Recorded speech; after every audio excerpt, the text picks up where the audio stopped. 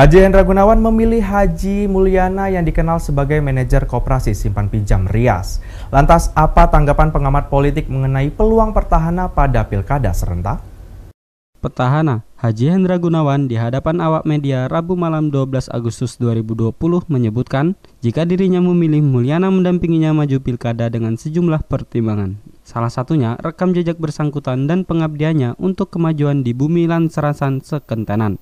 Pengamat politik Eka Rahman menganalisa, kalau menurut pengamatan saya, sampai hari ini dengan deklarasi pasangan H2G dengan Haji Mulyana tadi malam, salah satunya ada pesan ke publik bahwa mereka berdua serius akan mencalonkan diri apalagi dengan 7 partai yang sudah dipastikan.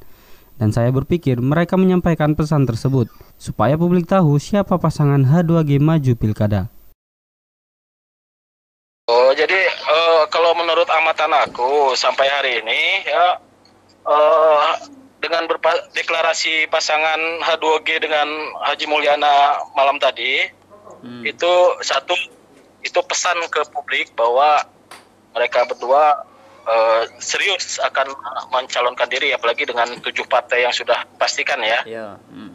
Persentase 42%. Aku pikir dia menyampaikan pesan itu kepada publik siapa pasangannya untuk H2G juga untuk Mulyana. Kan mereka sudah dapat 7 partai, sisanya cuma 3 partai kan, PDI, Gerindra, dan Golkar. Rajab Silampari TV melaporkan.